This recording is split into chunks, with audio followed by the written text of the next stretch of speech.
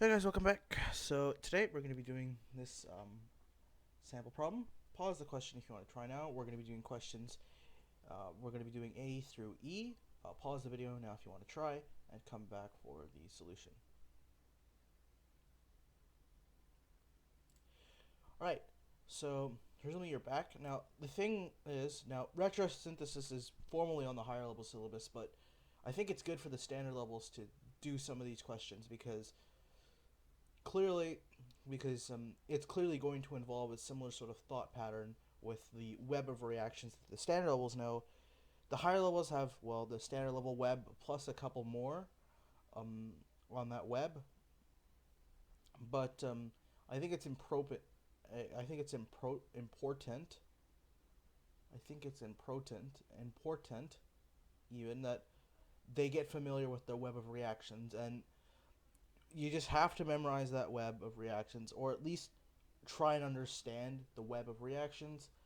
Um, the way I did it is I broke it down into addition, substitution, oxidation, and condensation or esterification, and then I clearly, broke it down.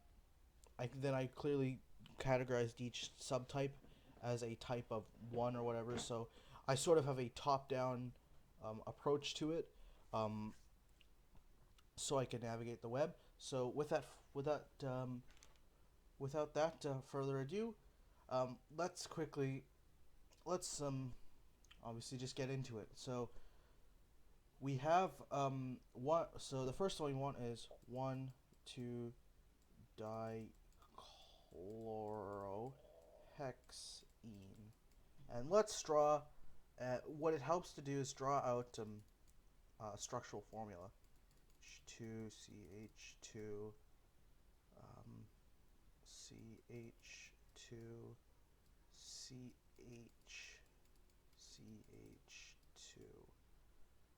So 1, 2, 3, 4, 5, 6. Yeah. So, well, of what you want. So the way retrosynthesis works. Whoops, I drew hex. The way retrosynthesis works is you sort of work backwards from what you want, and you sort of go using that sort of reaction.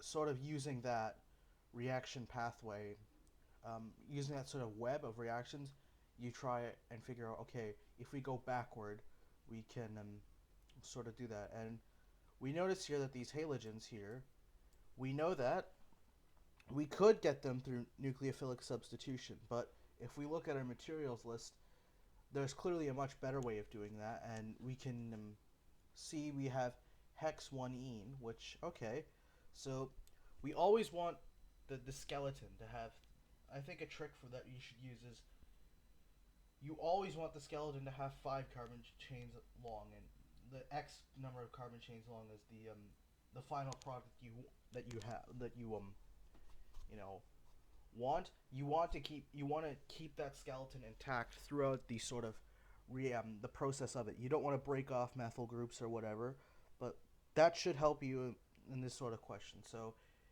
in this case, it's pretty, for me anyway, the first thing I can see here is beyond nucleophilic substitution. Okay, we consider that, but there's no nucleophile that's as strong as chlorine or whatever. Just needing to find my mouse. But what we can do is that hex 1-ene, we can go back, we can draw that in.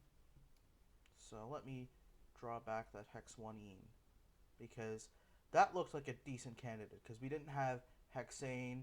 We did have hexanoic acid, which that could also, we could have also considered that, but again, for the standard levels, you don't know how to go from that. But for the higher levels, okay, you could have said, okay, maybe let's reduce that and then substitute it with a nucleophile of chlorine instead of hydroxide. But hydroxide is a stronger nucleophile than the chlorine atom, so therefore that wouldn't work. However, this hexene, this looks interesting, right? Because we know for the higher levels, and the standard levels should get a sort of intuition for this. Um, they should understand this as well to a degree that, okay, look, we have a double bond here. We can clearly undergo addition. So if we say, what if we added chlorine? Aha! We would get our H3CH2 3CHCl2 CH3Cl2, yeah. CH3Cl, and then we would get CH2Cl. See? And then there we go. That's sort of that's our first one there. And the way you generally do retrosynthesis is you go from your product, and then you sort of look at your web of reactions and try and navigate your way backward until you have either a starting material you do have, or you just sort of have starting materials you could easily procure. Generally, you'll be given a set of starting materials, or it's clear what you do have, and then you just sort of work your way around that map to get to where you need to be. Alright, let's try the second one. So pentanal, so and al, pentanal, right? We do have pentane. We have pentane and pent2-ene. We know that alkanes aren't reactive at all, so therefore we can pretty much straight away, we're not going to get much use out of that. However, this pent2-ene here, that's clearly interesting. So let's draw out our pentanal first. So H2 3CH, that should be a double. Oh, so that's sort of what we want. And for pentanal, pent2-ene, we have CH3CH2 pent2-ene. So CH, not 2, CH, CH, CH, 2CH3. That's pent2-ene. Yep. And then we can see here again, we have this double bond. We can clearly do something with it. You can use addition. So the question is, what should we add here to really make it work? And the answer to that would be, we should add some water. So let's add some water. So plus H2O. And if we do that, we should yield an alcohol. We should yield in this case, no, pent2-ene. Nope, that didn't work. Do we have pent1-ene?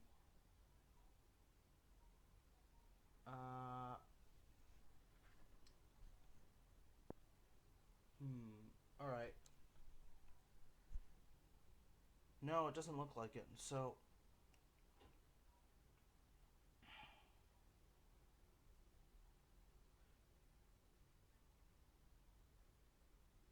right, I'm just trying to think here. No, we would get a secondary alcohol no matter what. So clearly that's not going to work as well as I want it to.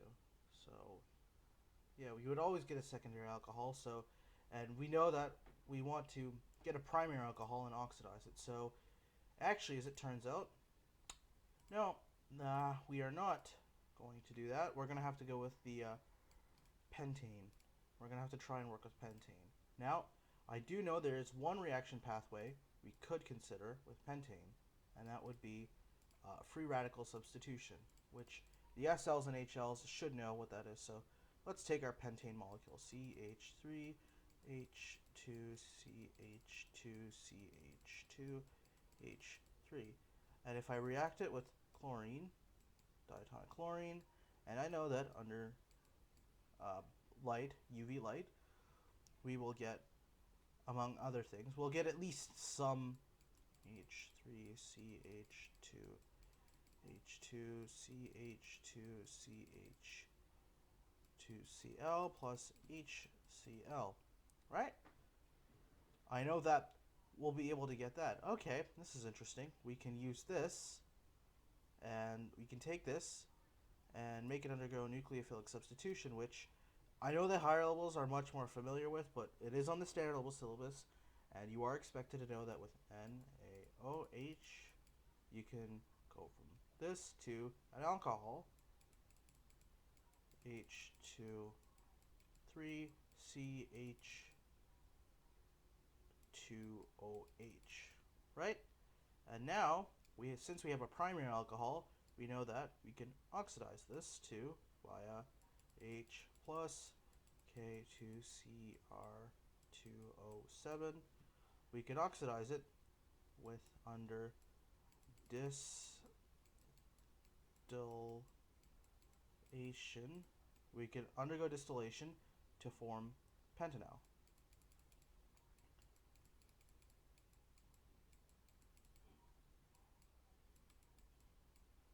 Right? And that is how we would, that's one way to do it. There are multiple correct answers in terms of how do you do these things. And while I did make a mistake initially in my working, it goes to show that, hey, all right, if you're stuck, start again. And maybe you can try a different one that you think, okay, initially, okay, maybe that won't work, but go back to it and maybe you'll get it to work. And that's sort of how retrosynthesis works, that you start with what you have and then you go from your starting materials. There's a couple ways to do it. You could quite literally just go back to front, or alternatively, I like to do is I tend to have an end goal in mind, and then I start with what I have and I try and navigate my way to that end goal. There's no one right way to do it. However, I think it's important that both the standard and the high levels, do these sort of practice problems, because it's a good way to memorize the web of reactions. And the reality is that you have to know that web of reactions in order to do well on these things. All right, let's do the next one.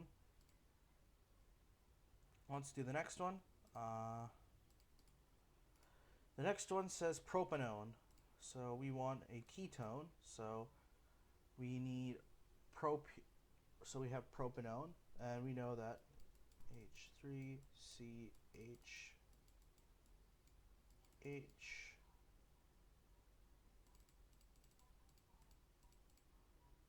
CH3, and then double bonded O. That's what propanone looks like. And we have propane and propene. So we also have propanal, but a propanal, so we know that from a ketone, we can get this from partially oxidizing, in this case, a secondary alcohol. So let's try and create a secondary alcohol. We have propene and propane. Propane is not going to be very... let's try our hand with propene. So CH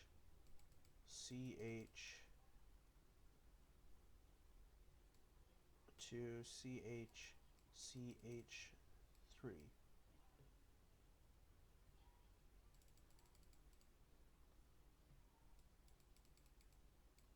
Now, the standard levels, you don't know how you have to, so we know that if we undergo addition from this double bond here, we will get at least some sort of alcohol. Now, the high levels, the standard levels, you're not expected to know this, but by using Markovnikov's rule, yes, we do indeed get a secondary alcohol. We get A3CH3 and then OH. And for the standard levels, basically it states that the hydrogen will go to will attach the carbon with more hydrogens bonded to it, and the other one will go to the one with the less hydrogens attached to it. So here, if we split water up into it might be a bit more clear as to where that water will go if I clearly show you that if we add HOH, we can split it like that. This H would go here, and this hydroxide would go to here.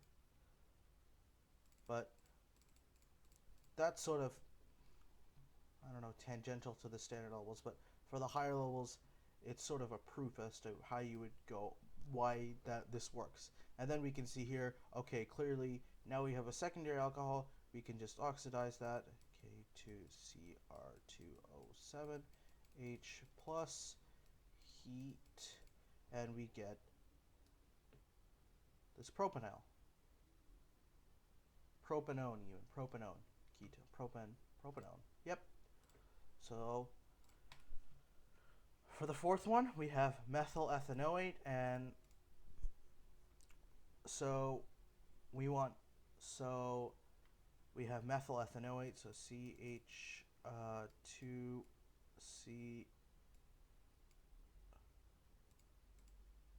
COOC 8 no CCH3. So we have this is methyl ethanoate. Um, so we know that we can create esters by combining. So ester equals carboxylic acid plus alcohol. Now, we also know that from ester naming, this part here would be the remnants of the alcohol, this part here would be the remnants of the acid. And so now I check to see if we have both methanol, which we do, and we want ethanoic acid. So we do have methanol, but we don't have ethanoic acid. But we do have is ethanol. So we have CH3OH. That should really be a 3, not a 2.